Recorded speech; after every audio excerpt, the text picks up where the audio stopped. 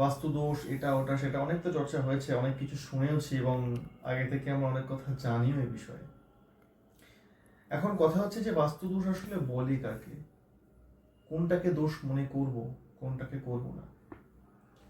ঠিক যেমন শরীর খারাপ হলেই শরীর খারাপ হয়, মানে হতে পারে আমি ব্লাড টেস্ট করলাম, সেখানে কিছু জিনিসের অনুপাত বেশি, কিছুর কম হলো, এবং এমনকি সেটা স্বাভাবিকের তুলনায় হয়তো বেশি, কিন্তু শারীরিক কোনো ট্রাভেল আমার আসছে না, অতএব সেটা আমার জন্য প্রবলেমেটিক না।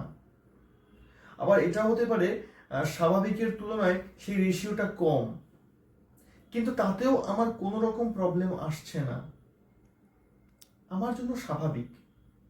বাস্তুর ক্ষেত্রেও ঠিক এই জিনিসটাই প্রযোজ্য। আমি দেখতে পাচ্ছি যে কোনো একটা জায়গাতে, আমি ধরলাম ঈশান কোণ, বাঙালি ঈশান কোণটা খুব ভালো চেনে, সেই ঈশান কোণে আমার বাথরুম আছে।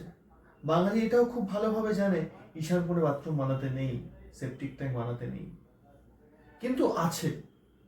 অথচ সেই বাথরুম থাকা অবস্থায় আমার কোনো প্রবলেম হয়নি, আমার ওপর কোনো রকম খারাপ সিমটম আসছে না। ছেড়ে দিন না, কি দরকার তাকে চেঞ্জ করার? শুধুমাত্র একটা কথা ভেবে যে ঈশান কোণে আছে, এটা খারাপ, এটা ঠিক না রাখা, একে সরাতে হবে। কেন? আমার তো কোনো নেগেটিভ রেজাল্ট দিচ্ছে না, কোনো খারাপ রেজাল্ট দিচ্ছে না, কেন সরাবো? ঠিক এই জায়গাতেই কিন্তু বাঙালি আজকে পিছিয়ে আছে, বাঙালি মার খায়। তাই অল্প বিদ্যা ভয়ঙ্করী, এই কথাটি মনে রেখে যাদের প্রপার জ্ঞান নেই, দয়া করে তারা এই বাস্তুশাস্ত্রের এই সূক্ষ্ম সূক্ষ্ম জিনিসগুলোয় মাথা খাটিয়ে নিজের ক্ষতি নিজে করবেন না।